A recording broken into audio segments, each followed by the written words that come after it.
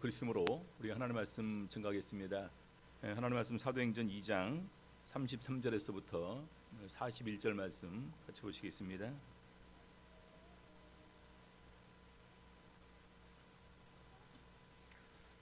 사도행전 2장 33절에서부터 41절 같이 읽겠습니다. 하나님이 오른손으로 예수를 높이심에 그가 약속하신 성령을 아버지께 받아서 너희 보고 듣는 이것을 부어 주셨느니라. 다윗은 하늘에 올라가지 못하였으나 친히 말하여 가로되 주께서 내 주에게 말씀하시기를 내가 네 원수로 네 발등상 되게 하기까지 너는 내 우편에 앉았으라 하시도다 하였으니 그런즉 이스라엘 온 집이 정령 알지니 너희가 십자가에 못 박은 이 예수를 하나님이 주와 그리스도가 되게 하셨느니라 하니라. 저희가 이 말을 듣고 마음에 찔려 베드로와 다른 사도들에게 물어 가로되 형제들아 우리가 어찌할꼬 하거늘 베드로가 가로되 너희가 회개하여 각각 예수 그리스도의 이름으로 세례를 받고 죄 사함을 얻으라.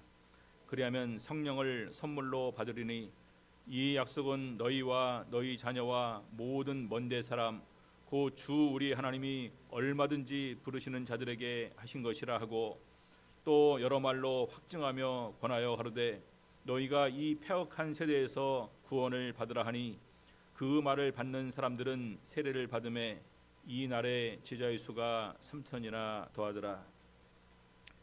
오늘 이 시간에는 성령을 선물로 받으리니 라는 제목으로 오늘 말씀 가지고 은혜 나누는 시간 갖도록 하시겠습니다.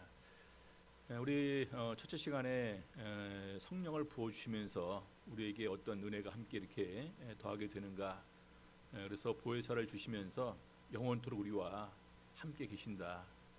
그 다음에 예수 그리스도의 평안을 우리에게 주신다. 그리고 생각나게 하시고 가르치시고 우리를 진리 가운데로 인도하신다. 그리고 열매를 맺을 수 있도록 도와주신다.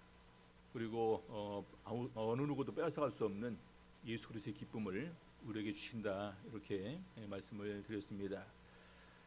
그러고 나서 예수님께서 십자가에 달려 돌아가시고 제자들에게 나타나셔서 제자들을 파송을 하시기 전에 파송을 또 이렇게 하시면서 이렇게 말씀하십니다.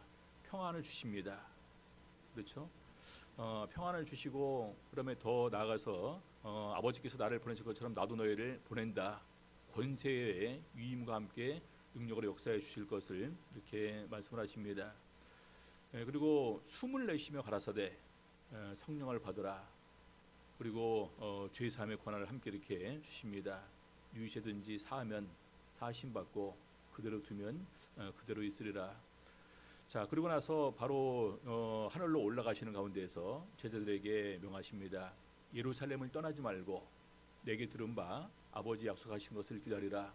요한은 물로 세례를 베풀었으나 너희는 몇 날이 못되어 성령으로 세례를 받으리라. 그리고 너희가 성령을 받으면 권능을 받고 예루살렘과 온 유대와 사마리아와 땅끝까지 이르러 내 증인이 되리라. 이렇게 말씀하시고 이렇게 하늘로 올라가셨습니다. 그리고 나서 드디어 이제 그들이 기다리는 가운데서 오순절에 그들에게 성령이 임하게 되었는데 예수님께서 약속하신 그 내용 그대로 우리 이제 그 베드로 사도가 수많은 의문을 가지는 사람들에게 이제 얘기를 하기 시작을 합니다. 그래서 그 내용이 사도행전 2장 13절 이하부터 쭉 그 내용들이 기록이 되어 있습니다. 중요한 것은 베드로가 깨닫게 되고 그리고 구약성경에 이 말씀이 바로 오늘 이렇게 우리에게 임했구나라는 사실도 깨닫게 되고 그런 가운데서 다윗 왕의 예언도 함께 깨닫게 되는 가운데서 우리 베드로가 진리의 말씀을 바로 이해하고 그리고 담대하게 예수 그리스도에 관해서 증거를 하게 되는 것입니다. 그래서 예수님께서 실제적으로 말씀하신 것처럼 그들에게 평안을 주셨고 그들에게 기쁨을 주셨고 그들에게 또 성령으로 친히 진리 가운데로 인도하시는 가운데서 증인의 역할을 담당하시도록 함께 계시고 함께 역사해 주시는 일을 이렇게 하신 것입니다. 우리 사도시대 때 이렇게 그들의 활동과 그들의 말하는 것을 보면서 대제사장들, 바리새인들, 서기관들이 깜짝 놀랍니다. 저 사람들 본래 학문이 없는 보통 사람들이었는데 도대체 저 지식은 저 지혜의 말씀은 어디서 난 것이냐. 오히려 그들이 아무 이렇게 그들을 억제할 이런 그 말을 못하는 것을 보게 됩니다. 자, 그래서 우리 사도행전 2장에 우리 베드로 사도가 예수 그리스도를 위해서 증거로서 이렇게 이제 이런 것을 증거하면서 증인의 삶의 모습으로 이렇게 복음을 전하는 내용이 나오게 됩니다. 제일 첫 번째로 증거하는 것이 물론 이렇게 이제 성령에 관해서 얘기를 합니다. 많은 사람들이 성령 받고 방언하는 소리를 듣고 야, 이 사람들 이거 뭔 일이냐? 혹시 미친 것 아니냐? 근데 오히려 경건한 유대인들은 아니다. 우리가 하나님의 위대하고 이 놀라우신 일을 우리가 목격한다. 이렇게 얘기를 합니다. 그래서 바로 그때 베드로 사도가 일어나서 얘기를 하죠. 때가 제 3시인데 0시, 그다음에 1시, 2시, 3시 하게 되면은요. 그냥 12시부터 시작해서 그다음에 3, 6, 9로 올라가서 오전 9시입니다. 유대 시간으로 계산하게 될 때 아침 9시부터 이렇게 막 술 취해서 막 이런 소리 막 이렇게 하는 사람이 없을 테고 그 숫자도 120명이나 되는 사람이 한꺼번에 술 취해서 이렇게 막 토론하면서 이렇게 소리 지를 이유는 별로 없겠죠. 그러면서 그 부분에 관해서 담대하게 증거를 하기 시작을 합니다. 우리 사도행전 2장 16절 보겠습니다. 사도행전 2장 16절 이는 곧 선지자 요엘로 말씀하신 것이니 일렀으되 하나님이 가라사대 말세에 내가 내 영으로 모든 육체에게 부어주리니 너희의 자녀들은 예언할 것이요 너희 젊은이들은 환상을 보고 너희의 늙은이들은 꿈을 꾸리라. 그때 이 그때에는 바로 또 말세에 대한 이런 그 중복된 표현입니다. 말세에 내가 내 영으로 내 남종과 여종들에게 부어주리니 저희가 예언할 것이요. 그래서 이미 요엘 선지자를 통해서 말세에 하나님께서 성령을 부어주실 것을 예언을 했는데 여러분 이 말세가 언제입니까? 네? 말세. 우리 하나님께서 구원 계획을 세우심을 통해서 구약 시대에 많은 선지자를 보냈는데 우리 마지막으로 예수를 통해서 구약의 모든 예언과 모든 선지자를 통해서 하신 말씀들과 모든 그런 그 상징과 예표들이 예수를 통해서 성취가 되게 됩니다. 그래서 마지막 때에 예수 그리스도를 통해서 우리에게 주시는 구원을 이렇게 선포를 하십니다. 그렇죠? 그리고 예수님께서 오셨다가 하늘로 승천하신 다음에 이어서 우리에게 내려주시는 것이 바로 성령이에요. 우리 참고로 베드로전서 1장 보시겠습니다. 베드로전서 1장 5절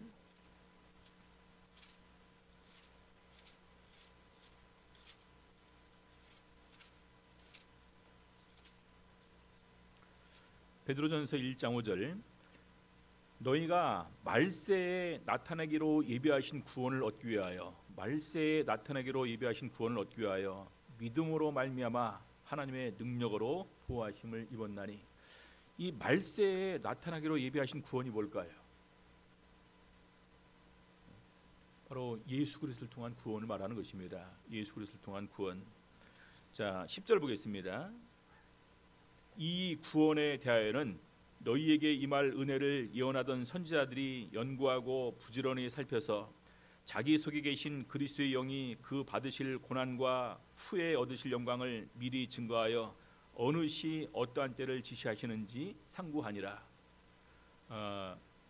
이 구원에 대해서는 선지자들이 선포를 했는데 어떻게 얘기를 했냐? 자기 안에 있는 영으로 말미암아 그리스도의 영이 받으실 고난과 다시 말해서 예수 그리스도의 십자가 고난과 부활을 선지자들이 다 증거를 했다라는 것입니다. 이것이 구원의 내용이라는 거예요. 십자가와 부활이. 그러면서 12절 이 섬긴 바가 자기를 위한 것이 아니요 너희를 위한 것임이 계시로 알게 되었으니 이것은 하늘로부터 보내신 성령을 힘입어 복음을 전하는 자들로 이제 너희에게 구한 것이요 심지어는 천사들도 살펴보기를 원하는 것이니라. 여러분 말세에 나타나기로 예비하신 구원은 누구를 통해서 우리에게 주어지는 겁니까? 예수 그리스도 통해서 우리에게 주어지는 이 구원입니다. 그런데 궁극적으로 이 구원의 완성을 위해서 예수님께서 우리에게 주시는 선물이 하나 있습니다. 그 선물이 바로 성령입니다. 그렇죠? 말씀드렸죠. 성령 받지 않고 평안 누릴 수 있습니까? 성령 받지 않고 예수님의 기쁨을 온전히 우리 안에 간직하면서 기뻐할 수 있습니까? 성령 받지 않고 우리가 진리를 깨닫고 진리 가운데로 돌아올 수 있습니까? 성령 받지 않고 성령 인도하심에 없는 가운데에서 하나님께서 원하시는 열매 맺을 수 있습니까? 성령 없는 신앙생활은 불가능한 겁니다. 그래서 예수님께서 제자들을 파송할 때도 성령 받기까지 기다려라. 성령을 받아야지만 권능을 받고 바로 그 이어서 증인이 된다. 이렇게 말씀을 하셨습니다. 자, 그래서 드디어 오늘 제자들이 그 예수님께서 약속하신 그 성령을 오늘 받게 되는데, 이 성령이 언제 우리에게 주어지는 거냐? 말세에 주어지는 것입니다. 언제까지요? 마지막 심판 때까지. 예수 그리스도께서 그 말세에 나타나고 예비하신 구원을 통해서 우리에게 구원을 주시고 그 이후에 성령을 부어주시는데, 그 성령 부어주시는 것이 언제까지인지 이르게 되느냐? 바로 하나님의 심판 때까지 잠시 동안 우리에게 주시는 것입니다. 우리 사도행전 다시 보시겠습니다. 2장 19절. 사도행전 2장 19절. 또 내가 위로 하늘에서는 기사와 아래로 땅에서는 징조를 베풀리니 곧 피와 불과 연기로다. 여러분, 하늘에서 기사와 아래 땅에서는 특별한 징조를 보일 것인데 피와 불과 연기입니다. 이 피와 불과 연기가 나올 때는 언제예요? 요한계시록에 진노의 잔의 심판이 우리에게 내려질 때 피와 불과 연기가 이렇게 언급이 됩니다. 자, 그리고 나서 20절 보니까요, 주의 크고 영화로운 날이 이르기 전에. 여러분, 주의 크고 영화로운 날이 언제입니까? 재림과 심판입니다. 그 날이 이르기 전에 해가 변하여 어두워지고 달이 변하여 피가 되리라. 이것도 이미 요한계시록에 언급된 부분입니다. 해가 어두워지고 달이 그 피같이 변할 것이다. 그래서 마지막 때에 누구든지 주의 이름을 부르는 자가 구원을 받게 되는데, 그 구원 사역의 끝까지 남아있는 사람이 누구냐? 성령 받는 사람이 그 안에서 그 모든 은혜를 누리게 될 것을 얘기를 하고 있습니다. 여러분들, 우리 구약 시대에 보게 되면은요, 태초에 하나님께서 흙으로 사람을 지으시고 생기를 그 코에 불어넣으시니까 사람이 생명이 된지라, 영이 살아있는 존재가 되었다. 이 생기는 두 가지 해석을 한다고 말씀드렸습니다. 하나는 호흡으로 얘기도 하기도 하고, 또 하나는 성령으로 이렇게 보기도 합니다. 자, 그리고 나서 창세기 6장에 보게 되면은요, 하나님의 아들들에 관한 언급이 나옵니다. 하나님의 아들들이 타락을 했어요. 사람의 딸들의 아름다움을 보면서 자기들이 좋아하는 모든 자로 아내를 삼았다고 기록이 되어 있습니다.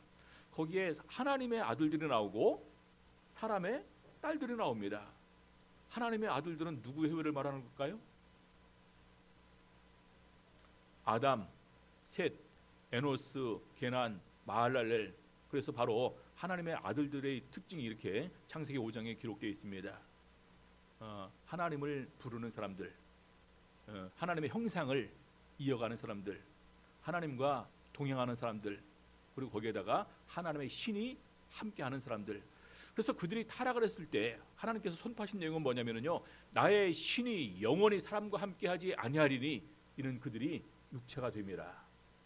육체가 되었다는 것은 타락했기 때문에 하나님께서 거룩한 신으로 그들과 함께하지 않는다라는 것입니다. 그리고 나서 아주 시간이 오랜 지나고 난 다음에 하나님께서 특별히 기름 부음을 통해서 성령의 또 감동하심으로 여기 특별히 이스라엘 백성들을 이끌으셨는데, 바로 그 세 부류가 있습니다. 선지자가 있고 제사장이 있고 왕이 있습니다. 그렇죠?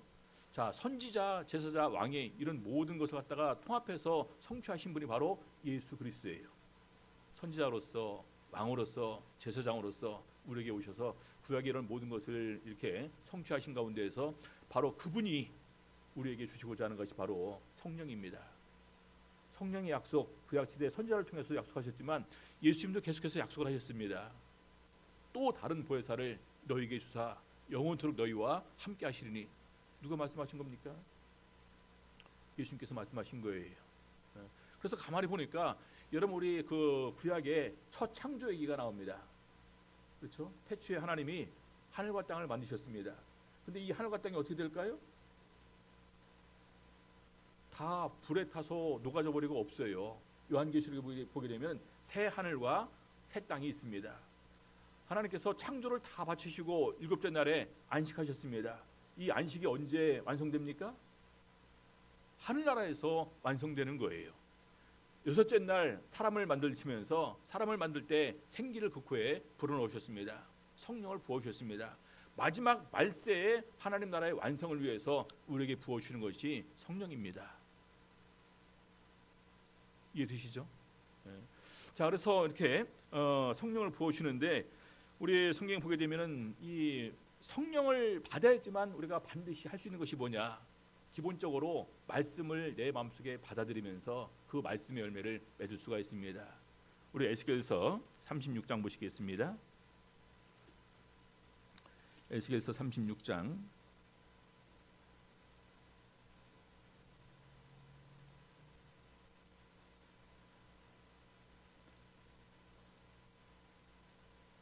자, 20 건너뛰어서요. 그냥 26절부터 보겠습니다. 또 새 영을 너희 속에 두고 새 마음을 너희에게 주되 너희 육신에서 굳은 마음을 제하고 부드러운 마음을 줄 것이며. 여러분들, 굳은 마음은 어떤 마음입니까? 아무리 말씀을 그에게 증거해도 그 마음으로 말씀을 흡수하지 못하고 받아들이질 못합니다. 그래서 기본적으로 하나님께서 성령을 부어주심을 통해서 우리에게 부드러운 마음을 주신다는 것입니다. 강팍한 마음에서 부드러운 마음을 주신다는 거예요. 여러분, 안 믿으려고 작정한 사람들이 참 많이 있습니다. 그렇죠? 예전에 제가 어떤 사람을 만났는데 그분은 굉장히 또 이렇게 이제 그 장의사로서 마지막 그 사람 임종과 염을 많이 이렇게 이제 경험하면서 나름대로 인생의 많은 진리를 스스로 이렇게 터득했다고 하시는 분입니다. 그런데 그분이 저한테 이제 물어보더라고요. 없네. 컵이랑 이제 컵 속에 이제 물이 들어 있습니다. 그러면 저한테 이제 그 질문한 내용이 하나님은 천지에 충만하지 아니하냐. 여기에 하나님이 있음을 증명해라. 증명해봐라 그러시더라고요. 그러나서 좀 있다가 또 이제 오렌지를 손에 딱 들어보더니 이 오렌지 안에 하나님이 있음을 증명해라. 그분이 믿겠다고 묻는 겁니까? 안 믿겠다고 묻는 거예요?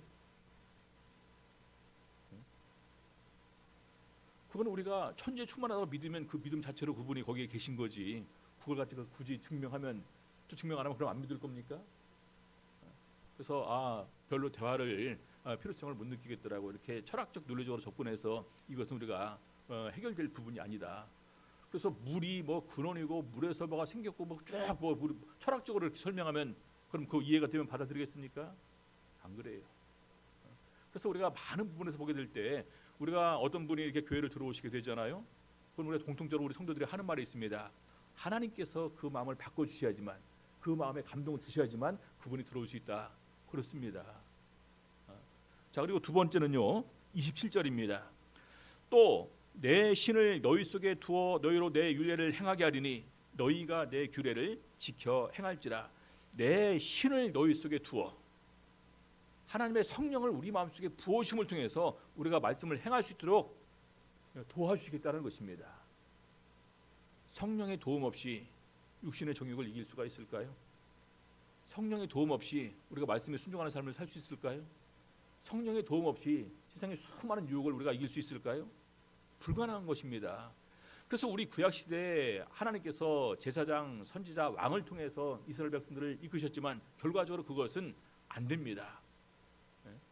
우리 사람들이 연약해서 그 계획이 성공하지 않죠. 그래서 말세에는 직접 하나님께서 성령을 부어주시면서 우리 육신에서 굳은 마음을 제하고 부드러운 마음을 주시고, 이 부드러운 마음이 말씀을 흡수해서 30배, 60배, 100배의 열매를 맺을 수 있도록 도와주시는 가운데서 말씀을 행할 수 있도록 함께 해주시겠다는 것입니다.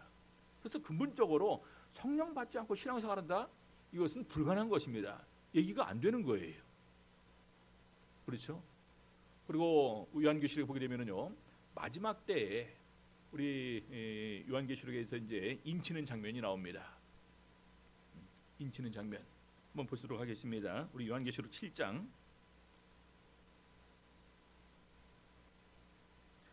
요한계시록 7장 3절 보겠습니다. 요한계시록 7장 3절. 시간 관계상 그 앞뒤 내용은 다 읽지 않고 그냥 핵심 부분만 보겠습니다. 7장 3절. 우리가 가로되 우리 하나님의 종들의 이마에 인치기까지, 우리 하나님의 종들의 이마에 인치기까지 땅이나 바다나 나무나 해하지 말라 하더라. 여러분, 인치기까지 아직은 하나님의 그 진노의 형벌을 땅이나 바다나 나무에 행하지 말라라는 것입니다. 그래서 인치기까지 기다리는 거예요. 자, 그리고 나서 이제 그 다 일을 쳤겠죠. 9장 4절 보겠습니다. 9장 4절. 저희에게 이르시되 땅에 풀이나 푸른 것이나 각종 수목은 해하지 말고 오직 이마에 하나님의 입맞지 아니한 사람들만 해하라 하더라. 이마에 하나님의 입맞지 아니한 사람들만 해하라. 그래서 마지막 때에 큰 진노의 환란과 어떤 그런 진노의 그 잔이 우리에게 내리게 돼서 수많은 사람이 거기서 고통을 받게 될 텐데 누가 특별히 보호를 받는다는 것입니까? 입맞은 사람들만. 입맞은 사람들. 여러분, 이 입맞은 사람들이 누굴까요? 입맞은 사람들이 누굽니까? 우리 예수님께서 본인 스스로 본인은 아버지 하나님께로부터 인치심 받은 자다 이렇게 증거를 하십니다. 요한복음 6장 27절 보겠습니다. 요한복음 6장 27절.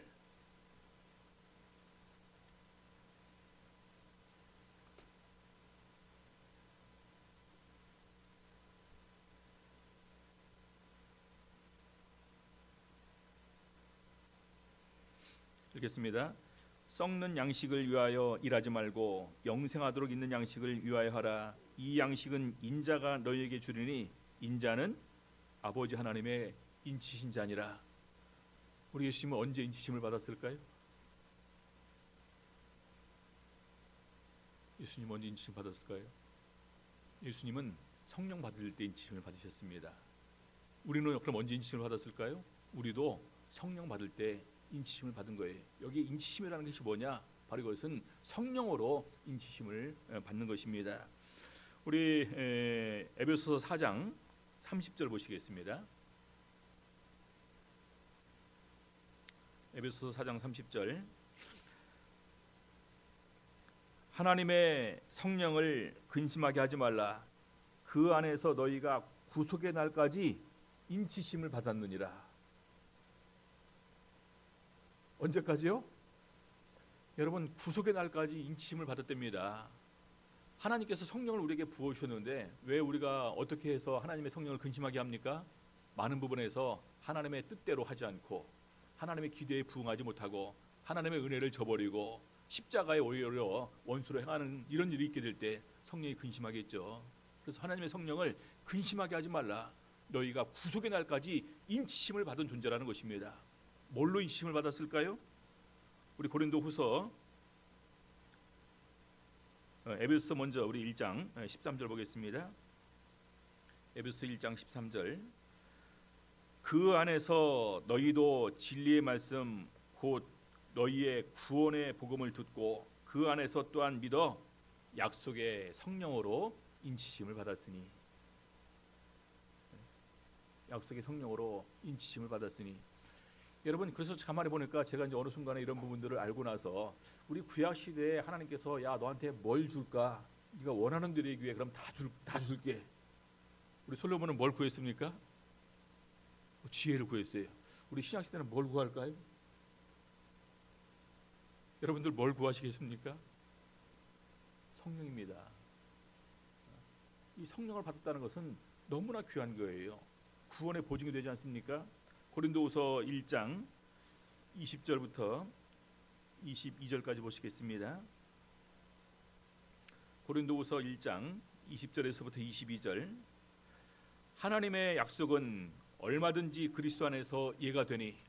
하나님께서 우리에게 약속하신 것은 얼마든지 그리스도 안에서 다 하나도 떨어지지 않고 이루어진다는 것입니다. 다 그렇게 된다는 것입니다. 그런즉 그로 말미암아 우리가 아멘하여 하나님께 영광을 돌리게 되느니라. 여러분, 아멘. 그렇게 되게 해 주시옵소서. 말씀하신 대로 우리에게 이루어 주시옵소서. 약속하신 대로 우리에게 이루어 주옵소서. 아멘. 그런 의미입니다. 21절. 우리를 너희와 함께 그리스도 안에서 견고케 하시고 우리에게 기름을 부으신 이는 하나님이시니 저가 또한 우리에게 인치시고 보증으로 성령을 우리 마음에 주셨느니라. 그래서 우리가 이미 인치심을 받은 가운데에서 우리는 이 세상을 살아가는 존재들입니다. 마지막 때 대환란, 큰 진노의 잔에서도 우리가 능히 보호하심을 받고 면할 수가 있습니다. 여러분 기억나시죠? 애굽에 10가지 재앙이 내려지게 될 때 특별히 이스라엘 백성들 있는 곳에는 재해가 됐습니다. 하나님의 은혜로 보호하심을 입은 것입니다. 그 지역이 보호하심을 입었죠. 근데 우리 신약 시대에는요, 우리가 각지에 흩어져 있다 할지라도 하나님의 인을 시심을 받은 사람은 특별한 보호를 입는 것입니다. 그들은 죄하고 나무나 풀만 헤아라. 그래서 우리가 마지막 구속 때까지 성령이 없이 신앙생활하면서 구속의 날까지 가게 된다. 이것은 더 이상 말해봤자 의미가 없는 것입니다. 너무 귀한 거예요. 성령을 받았다는 것은. 그래서 먼저 이 부분을 이렇게 증거를 합니다. 그리고 나서 계속해서 우리 베드로 사도가 증거하는 부분은 뭐냐면요, 부활에 관해서 증거를 합니다. 예수님을 십자가에 못 박아 죽였지만 하나님께서 살리셨다. 여러분, 부활이 있을까요, 없을까요? 여러분, 부활의 믿음을 가지고 계십니까? 부활을 소망하고 계십니까? 정말로 부활을 준비하고 계셔요? 우리 바울사도는요, 내가 어떠한 일이 인도할지라도 내가 원하는 것은 부활에 이르기를 원한다. 나는 내가 아직 잡은 줄로 여기지 않고 뒤에 것은 다 잊어버리고 앞에 것만 보고 나간다. 이렇게 증거를 합니다. 예수님께서 우리에게 직접 죽었다가 살아나시는 이 부활의 증거를 우리에게 보여주셨어요. 무엇을 위해서 보여주셨을까요? 예수님께서 제자들에게 부활을 가르치셨거든요. 마태복음 16장, 마태복음 17장, 마태복음 20장 부활을 가르치셨습니다. 제자들이 믿었을까요? 안 믿었을까요? 안 믿었습니다. 예수님께서 십자가 달려 돌아가시고 살아나시고 제자들에게 나타났어도 제자들은 반신반의하고 두려워했어요. 심지어 도마 같은 경우는 예수님께서 살아난 것을 우리가 봤다라고 해도 도마는 믿지 않았습니다. 내가 내 손으로 만져보기 전에는, 옆구리에 넣어보기 전에는 믿지 못하겠다. 예수님께서 계속해서 제자들에게 그래서 자기의 살아나신 이 모습을 사도행전을 보니까 40일간 제자들에게 나타내면서 보여주셨다라고 말씀하십니다. 무엇을 위해서 보여주셨습니까? 실제로 말씀하신 대로 부활이 이렇게 사실적으로 발생했다라는 사실 그들에게 알려주기 위한 것입니다. 자, 부활이 있다라는 것은 그럼 우리가 그 다음에 뭘 믿을 수 있다는 것입니까? 여러분, 부활을 믿을 수 있다는 것은요, 천국이 있다는 것을 믿을 수 있습니다. 천국이 있다는 것을 믿는다는 것은 그 다음에 영생이 있다는 것을 우리가 확신할 수 있다는 것입니다. 부활했는데 그 다음에 또 죽더라. 그건 의미가 없잖아요. 그렇죠? 그래서 예수님께서 이 부활을 통해서 우리에게 증거하신 것은 부활 후에 천국도 있고 영생도 있다라는 사실을 우리들에게 이렇게 증거를 하신 것입니다. 우리 대만에서 신학할 때 우리 동기가 딱 한 명 있었습니다. 저희 세 명이 전부 다 이제 그 목회자 자녀고 다 대학을 나왔다고 하니까 그때 이제 그 동기를 딱 이제 우리랑 좀 맞추려고 해서 그런지 모르겠지만 대만에서 대학 졸업자 한 명을 이렇게 뽑았습니다. 이제 오호라는 이제 이름인데 오, 성이 오씨고 이제 이름이 영어 호할 때 그 호자입니다. 호자. 그래서 우리가 이제 놀리기를 오호 통제라 할 때 이제 오호를 많이 쓴다고 그렇게 놀리기도 했었었는데 하도 놀리니까 이제 자기가 정확하게 발음 틀리지 않고 잘 따라 하더라고요. 근데 이제 그분이 한국에 우리 이제 그 세미나 이제 우리가 초청을 해서 한국에 와서 나중에 이제 제가 이제 동기이기 때문에 이제 우리 강남으로 이렇게 이제 모시고 이제 가서 우리 청년부 설교를 부탁을 했는데 거기서 그런 간증을 하더라고요. 임국교회를 목회를 하고 있었는데 임국교회 린코라고 그랬죠. 근데 이제 어느 날 이 청년들이 뭐 막 이렇게 수근수근 하고 있다가 자기만 나타나면 조용해지더라는 거예요. 근데 그것이 한두 번이 아니래요.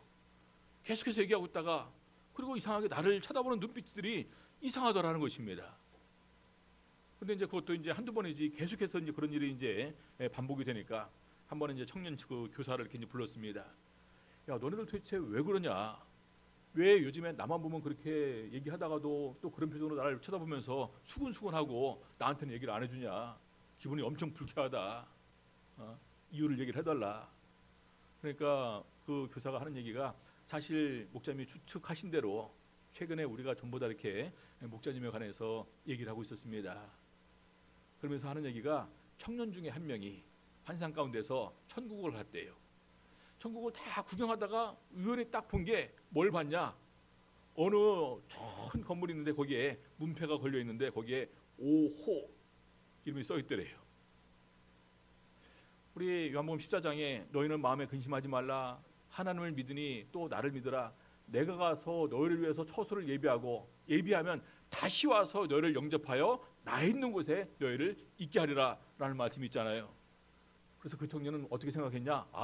이미 여기에 선명하게 5호라는 이름이 기록된 것을 보니까 하나님께서 우리 목자님 데려갈 준비를 하신 모양이다. 그때 아직 50대 초반이었습니다. 그러니까 자기들끼리 이제 생각하면서 아이고 우리 그럼 목자님 불쌍해서 어떻게 하냐? 그럼 우리 사모님 젊은데 사모님은 불쌍해서 어떻게 하고 아들은 보니까 이미 이제 대학생인데 아이고 불쌍해서 어쩐디야. 그러면서 수근수근 거리면서 이렇게 계속해서 얘기를 했던 것입니다. 근데 아직까지 잘 살아 있잖아요. 그러면서 저한테 자랑하더라고요. 야, 내 이름은 하늘에 이렇게 기록되어 있는데 네 이름이 있냐? 그래서 제가 아니 네 이름 있으면 내 이름도 있는 거지. 똑같이 주를 위해서 헌신하고 봉사했는데 네 이름만 있고 내 이름 없겠냐? 당연히 같이 있는 거지. 그래서 같이 이제 웃으면서 함께 이렇게 정말 우리가 이 주의 일을 하는 데 있어서 이 자리에 오게 된 것이 얼마나 참 감사한지 모른다. 이런 얘기를 했던 기억이 납니다. 여러분 이 부활의 소망을 가질 수 있다는 것은요 너무나 좋은 거예요. 여러분 이 세상에서 복음을 전거를 해보시죠. 부활 믿는 사람이 몇 명이나 될까요? 영생 믿는 사람이 몇 명이나 될까요? 천국 믿는 사람이 몇 명이나 될까요? 쉽게 믿습니까? 아니 전부 다 죽으면 끝이라고 하는 사람이 제사는 지내더라고요. 죽으면 끝이면 제사는 뭘 지내요? 제사를 지낸다는 것은 영적 존재가 있다는 것을 갖다가 인정하는 거 인정하지 않는 것입니까? 조상님이 와서 밥 한 번 제대로 먹고 가십니까? 한 번도 먹지 않고 가도 그분들은 마음속에 영적으로 와서 이렇게 존재할 거를 믿어요. 근데 희한하게 부활을 증거하면 안 믿어요. 부활이 없다면은 정말 그들 말한 대로 제사 지낼 필요도 없잖아요. 죽음으로 끝인데.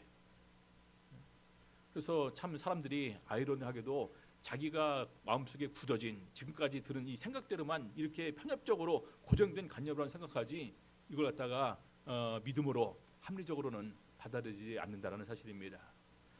우리 철학자 파스칼이 그런 질문을 했다고 하죠. 우리가 죽음 이후에 부활도 있고 죽음 이후에 천국도 있고 죽음 이후에 영생도 있다. 또 반대로 죽음 이후에 부활도 없고 천국도 없고 영생도 없다. 둘 중에 하나를 반드시 선택을 해야 된다면 당신은 뭘 선택을 할 것이냐? 여러분 뭘 선택하실래요? 죽음 이후에 천국도 없고 부활도 없고 영생도 없다. 그럼 그런 분은 여기 앉아 계실 필요가 없어요. 그렇지 않습니까? 그럼 죽음 이후에 부활도 있고 천국도 있고 영생도 있다. 파스칼이 결론을 그렇게 내렸습니다. 우리가 죽어보지 않았기 때문에 정말로 죽은 다음에 부활이 있는지 천국이 있는지 영생이 있는지 우리가 확신 있게 말하지는 못한다. 근데 그럴지라도 현명한 사람이라면 죽은 다음에 부활도 있고 천국도 있고 영생도 있는 쪽을 선택하는 것이 현명한 사람이다. 왜냐하면 우리는 딱 한 번의 기회만 주어졌습니다. 두 번 다시 기회가 없는 거예요. 죽어보니까 없는 것을 믿었는데 죽어보니까 아무것도 없더라. 그건 괜찮아요. 그렇죠? 근데 죽어보니까 있더라. 그때 가서 땅을 치고 통곡할 후에도 이미 그것은 바꿀 수가 없다는 것입니다. 누가 그랬습니까? 우리 성경에 보니까 예수님께서 부자와 나사렛의 비유를 통해서 바로 부자가 그랬다라고 이렇게 말씀을 해주셨습니다. 자, 죽은 다음에 아무것도 없다고 믿었습니다. 다 있다고 믿었습니다. 다 있다고 믿었는데 죽었어요. 죽어보니까 아무것도 없어요. 그럼 그 사람은 무엇을 해봤을까요?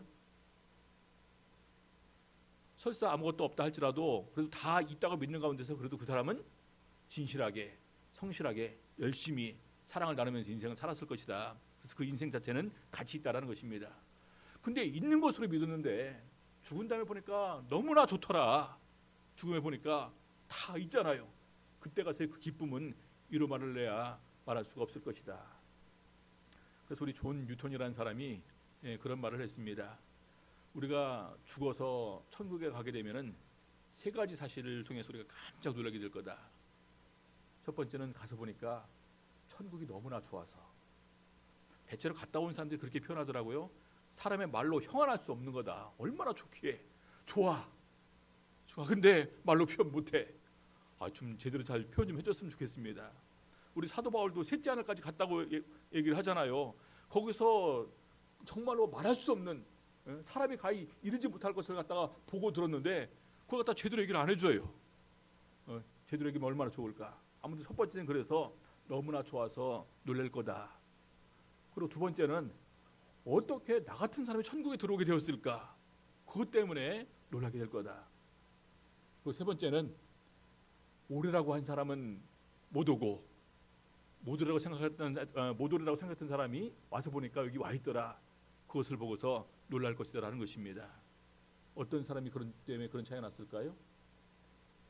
진실로 믿지 않은 사람들, 확실하게 믿지 않은 사람들, 준비하지 않은 사람들, 그래서 다 벌어지는 가운데서 못 오게 되었겠죠. 그래서 그런 얘기를 했습니다. 그래서 이 부활을 믿을 수 있게 됐다는 것은요, 너무나 귀한 거예요. 철학자 파스칼은 막연하게 이렇게 했는데 예수님께서는 확실한 증거로 우리에게 보여주셨습니다. 죽음과 부활을 통해서요. 여러분 한국에 살아있던 것 자체가 우리는 부활을 체험하면서 사는 거예요. 그렇지 않습니까? 우리가 봄, 여름, 가을, 겨울을 체험하잖아요. 겨울에 보면 어떻습니까? 나무가 다 죽은 것처럼 보여요. 들의 풀들이 다 죽은 것처럼 보입니다. 근데 봄 되면 어떻게 돼요? 새싹이 파릇파릇 이런 걸 보면서 우리가 생명의 경외심을 느끼지 않습니까? 근데 우리는 항상 보니까 그런 거야라고 생각하는데, 예전에 동남아에서 오신 우리 인도네시아 총회장, 말레이시아 총회장, 또 영국에서 오신 분들을 제가 이제 대전 총회에서 대청댐으로 모시고 갔습니다. 그분들이 하루 일찍 오셨어요. 그러니까 총회만 계실 수가 없으니까 주변에 관광을 시켜드리려고 이렇게 이제 모시고 나가는데, 그때가 3월 달이었어요. 3월 초. 그러니까 가는 도중에 전부 다 나무가 다 말라 있고 들도 다 이렇게 말라 죽은 상태입니다. 그러니까 보여줄 게 없잖아요. 그래서 우리 한국의 겨울이 이렇다. 아직까지 봄이 시작되지 않아서 그냥 이렇게 다 죽은 것처럼 보인다. 이렇게 설명을 했더니 뒤에 앉으신 분들이 너무나 신기하다는 것입니다. 자기들은 아열대 기후에 살으니까 항상 푸르잖아요. 항상 수목이 우거진 가운데 살다가 이런 모습은 처음 본 거예요. 나중에 우리한테 묻더라고요. 이것들이 나중에 어떻게 되냐. 그래서 모르나? 모르는 거예요. 정말로. 한 번도 경험을 해본 적이 없어서 다 나중에 새싹 나고 꽃이 피고 열매가 맺힌다. 그러니까 굉장히 신기하면서 막 사진을 찍어가더라고요. 그러면서 하는 말이, 이것은 부활에 관한 너무나 좋은 증거다. 우리 성도들에게 얘기를 해줘야 되겠다. 나중에 대청댐에 이제 도착을 했습니다. 보니까 이제 그래 청남대로 그렇게 들어가게 되죠. 청남대 입구에 넓은 잔디밭이 있는데 잔디밭 그 주변에 새싹들이 나오기 시작하니까 전부 다 가서 그거 사진 찍기 바빠요. 부활의 신비다. 이것은 식물도 이런 증거가 있다. 여러분, 제가 예전에 말씀을 드렸었죠. 잠자리와 나비 얘기해 준 적 있었는데 기억나십니까? 제가 2004년, 2014년 영원의 강사로 왔으니까 만약에 2004년도에 왔으면 16년 지난 거고 2014년 지났으면 6년 지났는데 기억 못 하시겠네요. 그렇죠? 잠자리가 개구리 잡아먹는 거 보셨습니까? 잠자리가 개구리 잡아먹는 거 못 보셨어요? 우리 초등학생들은 딱 머리가 좋은 애들은, 에이 목사님, 개구리가 잠자리를 잡아먹지 무슨 잠자리가 개구리 잡아먹습니까? 바로 이렇게 답이 나오더라고요. 그때 저는 용감하게 대답을 합니다. 나는 봤다. 남원에 있을 때 이제 토요일 날 예배가 끝나고 이제 자리에 딱 누우면서 TV를 딱 틀었습니다. 프로그램이 내셔널 지오그래픽이에요.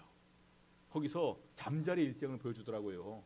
잠자리가 애벌레 때 굉장히 흉측하게 생겼는데 물속에 삽니다. 물속에. 근데 그 애벌레가 올챙이를 잡아먹는 거예요. 전생의 원수라고 그러죠? 그렇죠? 그래서 올챙이를 잡아먹어요. 굉장히 흉측하게 생겼습니다. 근데 나중에 잠자리가 또 다 허물을 벗어버리고 나중에 하늘을 헐헐 날아다니는 잠자리로 살더라고요. 거기서 깜짝 놀란 게 있어요. 잠자리가 두 세계를 사는구나. 물의 세계와 하늘의 세계. 잠자리가 흉측한 모습에서 아름다운 모습으로 변화되는구나. 근데 바로 이어서 보여주는 것이 나비의 일생입니다. 나비가 애벌레 때요, 개미 집으로 겨우 들어갑니다. 꿈틀꿈틀거리면서. 개미가 잡아먹을까요? 안 잡아먹을까요? 개미가 잡아먹어야 되는데 안 잡아먹어요. 오히려 그 개미가 바로 수많은 개미떼들이 애벌레를 보호를 해줍니다. 왜 그런가 보니까 애벌레가 몸에서 진물을 내주는데 그 진물 성분이 달아요. 그것을 빨아먹으면서 보호를 해줍니다. 근데 나중에 그것이 허물을 다 또 벗어버리고 하늘을 헐헐 날아다닙니다. 여러분 잠자리 애벌레, 나비 애벌레 잡으라면 애들이 잡을까요? 안 잡을까요? 근데 잠자리는 잡아달래요? 안 잡아달래요? 나비는요? 다 잡아달라고 합니다. 그렇죠? 그래서 놀란 게 나비도 두 세계를 사는구나. 땅의 세계와 하늘의 세계. 나비도 흉측한 모습에서 아름다운 모습으로 변화가 되는구나. 우리 사도 바울이 빌립보서 3장 20절 21절에서 우리의 시민권이 하늘에 있는데 우리의 낮은 몸을 그의 영광의 몸과 같이 변케 하실 것이다. 이렇게 증거를 합니다. 그렇죠? 그래서 너무나 귀한 이런 부활의 증거를 이미 천지 만물을 통해서 이런 곤충들을 통해서도 이런 나무들을 통해서도 우리에게 주었구나. 그래서 사도 바울은 바로 이 부활이 어떻게 있냐라는 질문에 관해서 식물로 대답을 해줍니다. 우리가 식물을 심을 때 아주 식물 자체를 심는 게 아니다. 씨를 심으면은 그 씨가 땅에 들어가서 그냥 있는 것이 아니라 완전히 썩어져서 형체가 없어지게 되는데 하나님께서 그에 맞는 형체를 준비해 주셔서 나중에 싹이 나고 그다음에 줄기가 자라고 잎이 나고 꽃이 피고 열매가 맺히는 거다. 하나님께서 거기에 맞는 형체를 준비해 주셨다는 것입니다. 그래서 우리도 마찬가지다. 이렇게 증거를 하고 있어요. 너무나 명확한 부활의 증거를 주시기 위해서 예수님께서 다시 살아나심을 통해서 믿을 만한 증거를 주셨다는 것입니다. 그러면서 베드로 사도가 마지막으로 얘기를 해요. 이런 분을 우리가 죽였는데 그럼 우리가 어떻게 하냐? 뭐라 합니까? 너희가 예수 그리스도의 이름을 불러 세례를 받고 죄 사함을 얻어라. 세례를 받고 죄 사함을 받아야 된다. 예수를 통해서 우리에게 구원을 주기를 원하시는데 예수 그리스도를 죽였어요. 그럼 우리가 어떻게 그 구원에 참여할 수 있습니까? 세례 받고 죄 사함 받아야 된다. 그러면 뭐 주신다고요? 성령을 선물로 주시리니 이 약속은 너희와 너희 자녀와 모든 먼데 사람 하나님께서 주께서 얼마든지 부르시는 자들에게 주시는 것이라. 모르는 사람들은요, 성령은 특별한 사람만 받는 거다 이렇게 생각을 합니다. 근데 그렇지 않아요. 얼마든지 부르는 사람들에게. 중요한 것은 바로 우리가 이것을 믿고 세례 받게 될 때 구원을 받게 된다는 거예요. 여러분 이 세례 받는 것이 얼마나 귀합니까? 이번에 제가 10월 초에 우연히 이제 우리 그 유튜브에서 한 동영상을 보게 되는데 한 목자님 간증입니다. 세례를 베풀게 됐어요. 근데 이제 그것도 참 희한한 분을 세례를 베풀게 됐는데 이분이 좀 이렇게 병이 있었었는데 아무튼 이제 그 계속해서 우리 이제 그 교회 구도자로 이렇게 왔다 갔다 하시는 가운데서 병이 나았어요. 나으니까 교회를 안 나와요. 나으니까 교회를 안 나와요. 그러다 이제 몸에서 이제 그 중한 병이 들어서 이제 나중에는 이제 그 나이도 더 많아지시고 병원에 이제 입원을 하게 되셨고 나중에 병원에서 이제 마지막 때 오늘 내일 이제 죽을 때를 이렇게 기다리는 그런 상황이 되었습니다. 그때 그 딸이 마지막으로 보냈어요. 아빠 그래도 돌아가시기 전에 세례 받으셔야 된다. 그러니까 이제 아빠가 마지막에 그 마음이 이제 좀 이렇게 이제 또 저겠는지 세례 받으시겠다는 것입니다. 그래 그러면 급한 대로 더 이상 미룰 수가 없으니까 당장 내일 받게. 내일 받는 것으로 했습니다. 목사님은 또 타지에 이렇게 이제 무슨 강사로 나가셨어요. 근데 급히 연락을 드려갖고 그거 끝나자마자 바로 출발해서 오시라고 그래서 날짜를 딱 내일로 정해놨습니다. 드디어 내일이 됐어요. 의사한테 이제 얘기를 합니다. 우리 이제 가서 이렇게 세례식을 받고 올 테니까 외출을 허락해달라. 의사가 허락을 해줄까 안 해줄까요? 당장 지금 주 순간 이제 죽을 때를 이제 기다리고 있는데 어떻게 지금 상에 나가냐? 절대로 안 된다. 그리고 그날따라 아침부터 비가 억수로 내려갔고 심지어는 와이퍼를 돌려도 앞이 안 비올 정도로 비가 내렸답니다. 이렇게 비가 오는 가운데 무슨 환자를 데리고 가서 세례 베풀려고 하냐? 그냥 이 병원에서 그럼 세례식을 해라. 보통 하는 거 있죠? 물을 뿌려주거나 이렇게 해갖고 이제 뭐 세례식 해라. 절대 안 된다.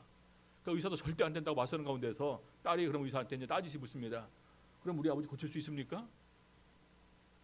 그러니까 의사가 하는 말이 내가 어떻게 고치냐 이제 안 되지. 다 우리 이제 의술을 살 수 있는 거 다 알고 방법이 없는데 그러니까 당신이 고칠 수 없으니까 데리고 나갔다는 거 아니냐. 그러면 차만 내달라.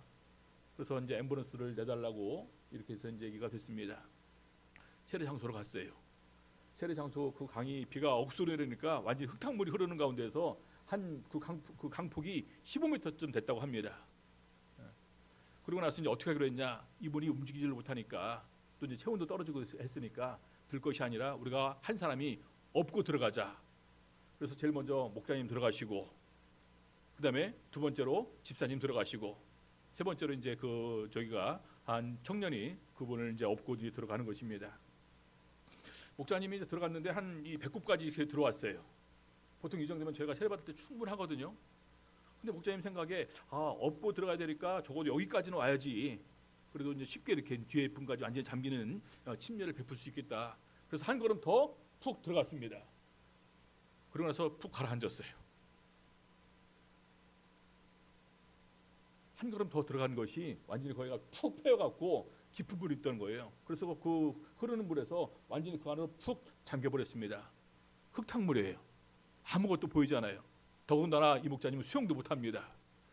그래서 들어가는 순간에 큰일 났다 생각해서 바로 그 앞에서 이제 그 마음속으로 묵상하면서 하나님께 기도를 드렸는데, 그 시간이 막 이제 숨이 이제 들어갔던 때 숨까지 다 끝나면서 하니까 최소한 30초 이상은 넘었을 것이라는 것입니다. 자기는 아무것도 모르는 상태에서 기도만 하고 있는 상태예요. 자, 그런데 집사님이 계속해서 이제 그 목사님은 잘 가실 테고 환자가 이제 그거 잘못되면 안 되잖아요. 환자를 보고 이렇게 오다가 딱 뒤돌아보니까 목사님이 없네. 집사님이 굉장히 담대하고 용감하신 분입니다.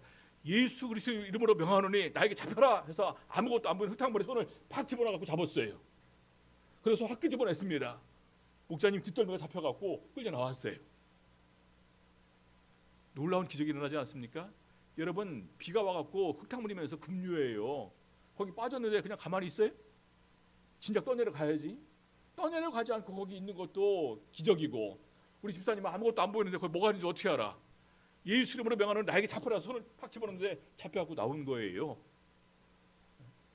그러고 나서 이제 세례식을 거행을 했습니다. 옷을 다 갈아입고 참 감사하다.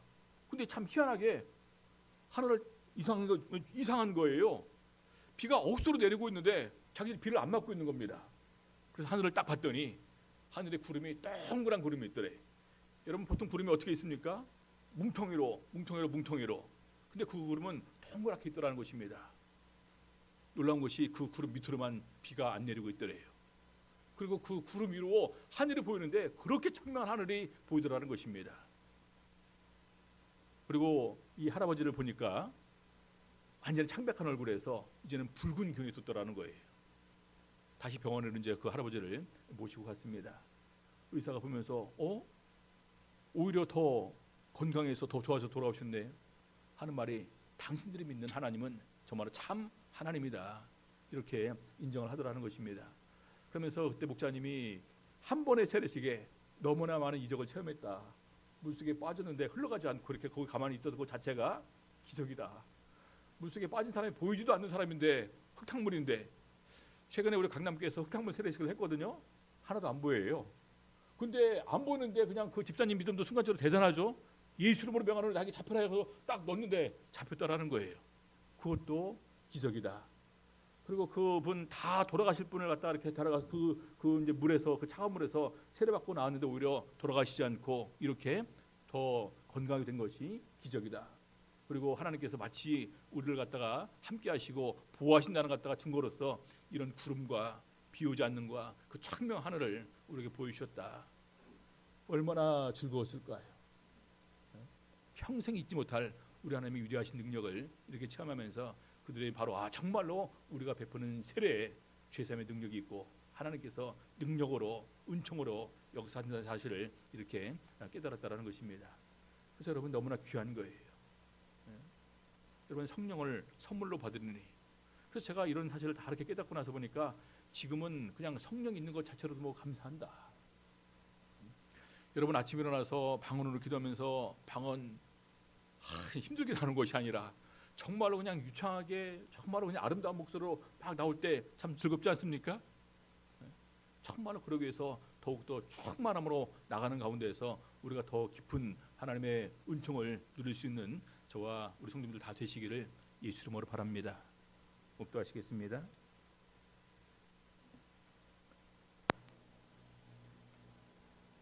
할렐루야, 아멘.